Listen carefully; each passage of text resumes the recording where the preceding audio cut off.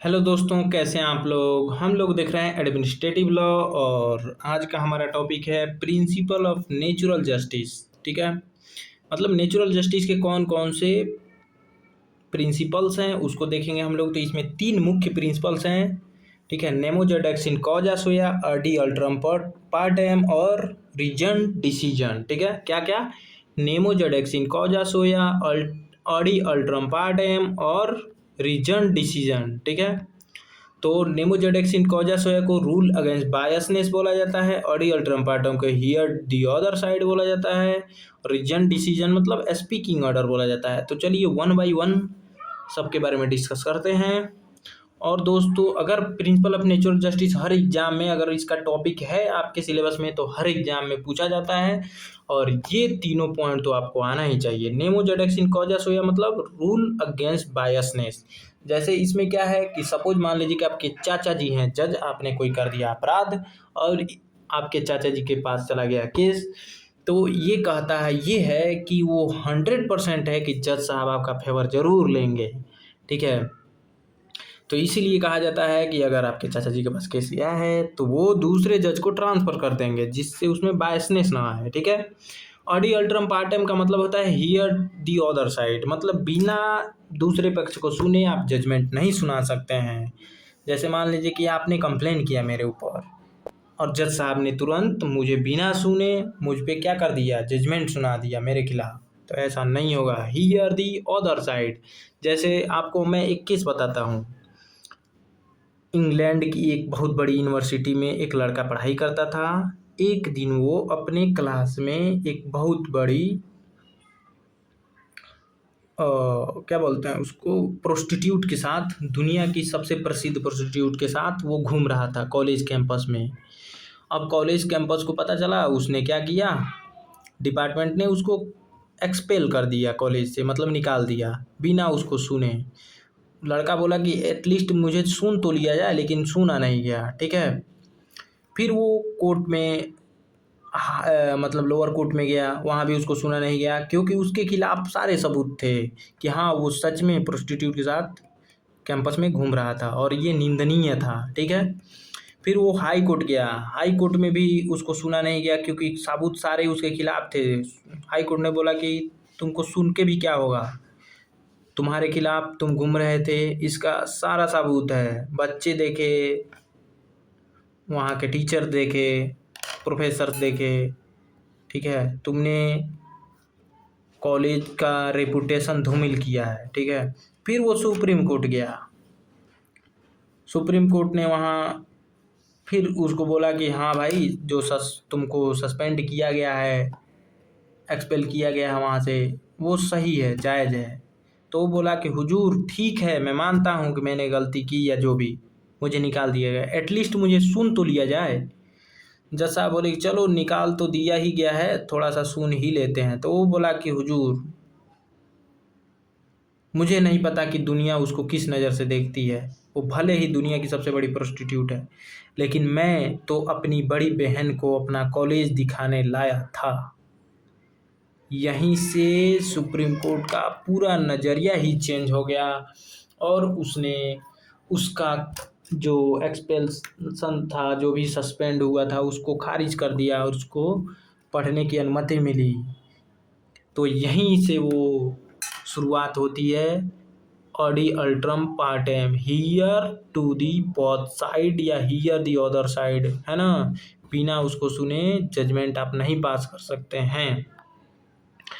आगे देखते हैं स्पीकिंग ऑर्डर, रीजन डिसीजन।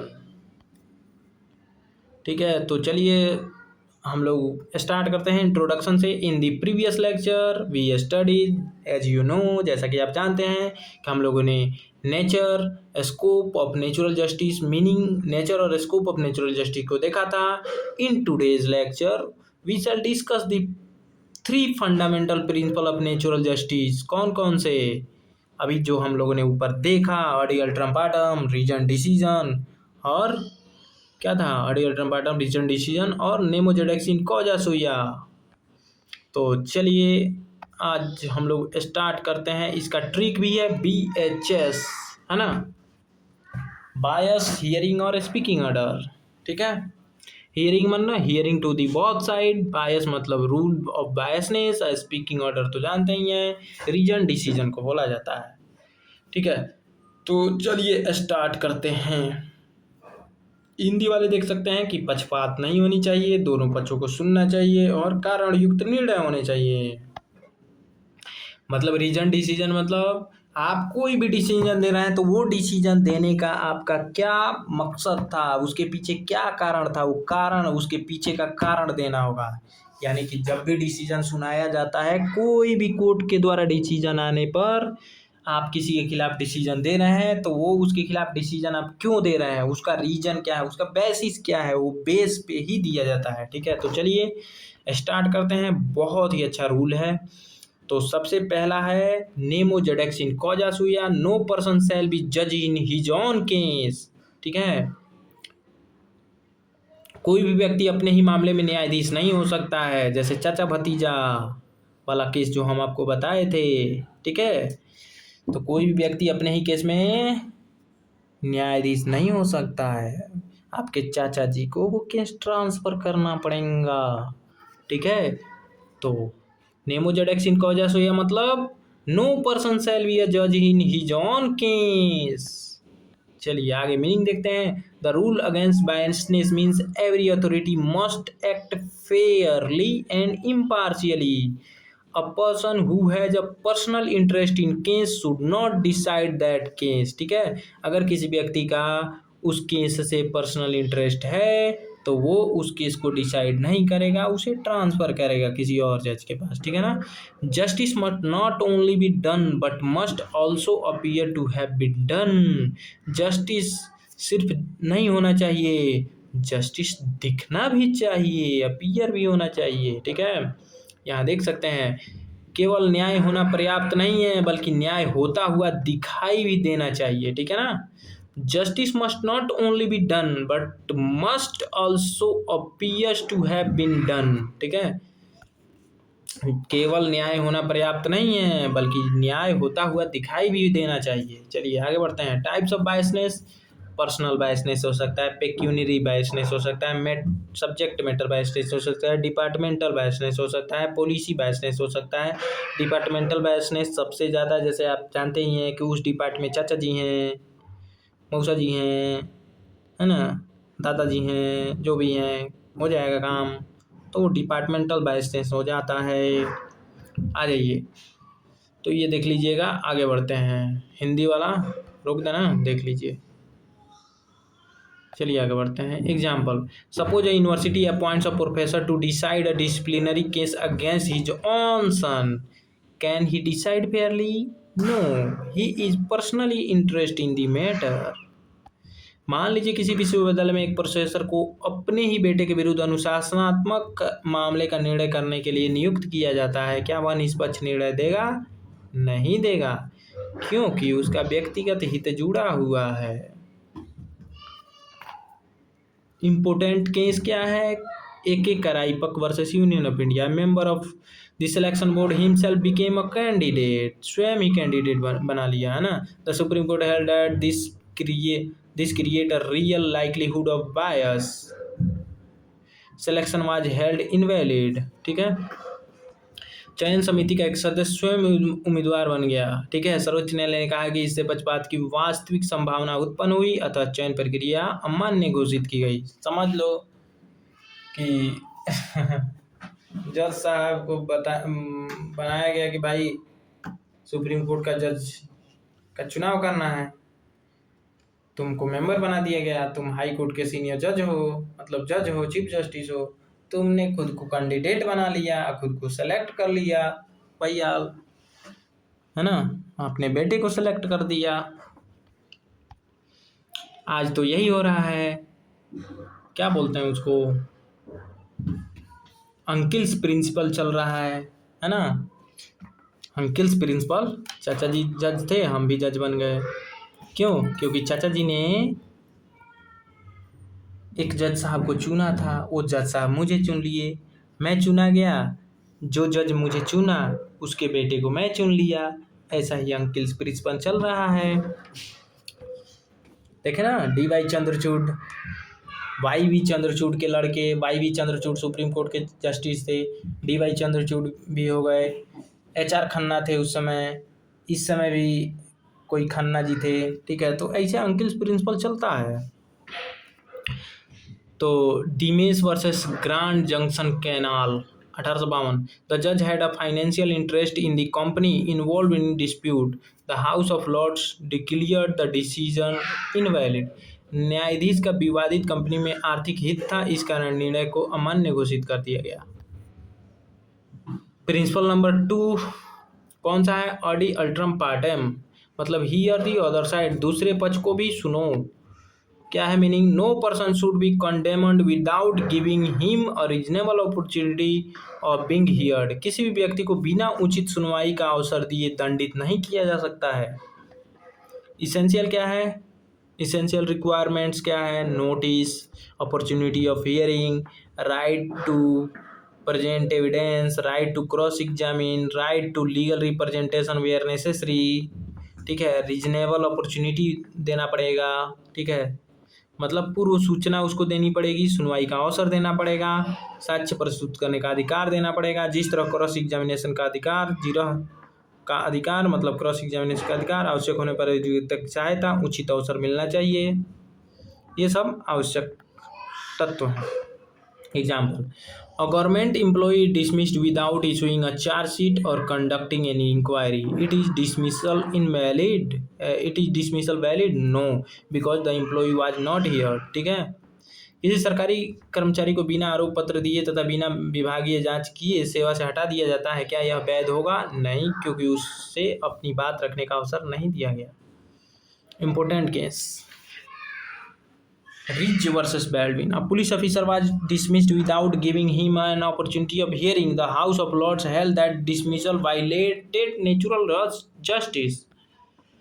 ठीक है। Menaka Gandhi versus union of India में क्या था? Passport of Menaka Gandhi was impound without advocate hearing, मतलब मेनका गांधी का पासपोर्ट जब्त कर लिया गया बिना उसको सुने। The supreme court held that every procedure affecting personal liberty must be fair, just and reasonable होना चाहिए। हिंदी आप लोग देख सकते हैं। अब आगे देखने जा रहे हैं लोग। स्पीकिंग ऑर्डर मतलब रीजन डिसीजन, मतलब कोई भी डिसीजन देने के पीछे कुछ ग्राउंड होता है, वो ग्राउंड आपको लिखना पड़ेगा, बताना पड़ेगा। आ जाइए, speaking order is an order that contains reason for decision, ठीक है। Reason is heart beated of every judicial and administrative decision, मतलब स्पीकिंग ऑर्डर यह आदेश है जिसमें निर्णय के कारण स्पष्ट रूप से लिखे जाते हैं। कारण प्रत्येक न्यायिक और प्रशासनिक निर्णय की आत्मा होते हैं, ठीक है।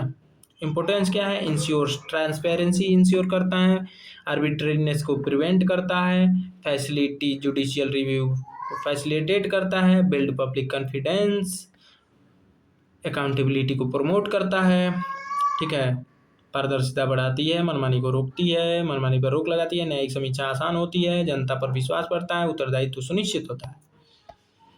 Example, suppose a university simply writes you are expelled, no reason is mentioned, this is not a speaking order, ठीक है। मान लीजिए आपको एक्सपेल कर दिया गया यूनिवर्सिटी से और कोई भी रीजन नहीं दिया गया, this is not a speaking order, ठीक है। इंपोर्टेंट क्या है? Siemens Engineering versus Union of India. Supreme Court held that every quasi-judicial authority must record reason in support of its decision, ठीक है। सुप्रीम कोर्ट ने बोला, सर्वोच्च न्यायालय ने, कि प्रत्येक अर्धन्यायिक पदाधिकारी को अपने निर्णय के समर्थन में कारण दर्ज करने आवश्यक हैं, ठीक है। क्रांति एसोसिएट्स वर्सेस मसूद अहमद में सुप्रीम कोर्ट ने क्या बोला कि सर्वोच्च न्यायालय ने, मतलब सुप्रीम कोर्ट ने कहा कि कारण युक्त निर्णय देना मतलब नेचुरल जस्टिस तथा सुशासन का आवश्यक अंग है। अब यहाँ पे कंपैरिजन टेबल है,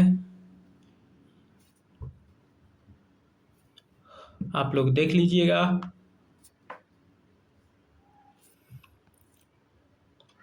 वन मिनट रिवीजन भी है। नेचुरल जस्टिस 3 पिलर हैं, nemo judex in causa sua, audi alteram partem, speaking order, ठीक है। मतलब nemo judex in causa sua, no biasness, no decision without hearing, speaking order में audi alteram partem, no order without reason, क्या है भाई, बिना reason के कोई डिसीजन नहीं स्पीकिंग ऑर्डर में, ठीक है। नेचुरल जस्टिस के 3 स्तंभ हैं, ये सब देख लीजिएगा। कंक्लूजन यहाँ है, ये देख लीजिएगा। सो थैंक्स फॉर वाचिंग, मिलते हैं नेक्स्ट वीडियो में। मेरा काम आप लोग को सिर्फ नोट्स प्रोवाइड करना है, ठीक है, मतलब कि आप इससे देखकर नोट डाउन कर लीजिएगा और अच्छा प्रिपरेशन हो जाएगा, ठीक है। घोर के तो नहीं पिला सकता दोस्त मित्र, मेहनत आप ही को करना है, जितना समझ में आया उतना काफ़ी है। और मिलते हैं नेक्स्ट टॉपिक के साथ। और आपको ये नोट्स कैसा लगा कमेंट में ज़रूर बताएं, और भी किसी प्रकार का नोट्स चाहिए तो भी कमेंट करें, ठीक है। अगर आपको इसका PDF चाहिए तो भी कमेंट करें। अगर कंप्लीट PDF चाहिए तो भैया हमको खुद मेहनत करना पड़ेगा, तब प्रोवाइड करा पाएंगे, क्योंकि भाई एक एक टॉपिक पढ़ाते हैं, एक एक टॉपिक बनाते हैं। सारे टॉपिक का अगर चाहिए तो आपको भी कुछ खर्च करना पड़ेगा, ज़्यादा नहीं, 30-40 रुपये तो खर्च कर ही सकते हैं भाई। तो मेरा नंबर है ये 7369049615। अगर आप इस पे कमेंट करेंगे, कमेंट मतलब क्या बोलते हैं, मैसेज करिएगा व्हाट्सएप पे पेमेंट करके कि भैया ये वाला टॉपिक का या ये पूरा नोट्स चाहिए, तो आप इस पे 7369049615 पे आप पेमेंट करके और स्क्रीनशॉट इसका भेज दीजिएगा और बोल दीजिएगा भैया इसका पूरा नोट्स चाहिए, तो हम पूरा नोट्स का PDF आपको आपके व्हाट्सएप पे शेयर कर देंगे। किसका? एडमिनिस्ट्रेटिव लॉ का टोटल कंप्लीट। अगर आप लखनऊ यूनिवर्सिटी में पढ़ रहे हैं, टोटल कंप्लीट नोट्स चाहिए तो मैसेज कीजिएगा, हम ज़रूर नोट्स प्रोवाइड करा देंगे। सो थैंक्स फॉर वॉचिंग, मिलते हैं नेक्स्ट वीडियो में।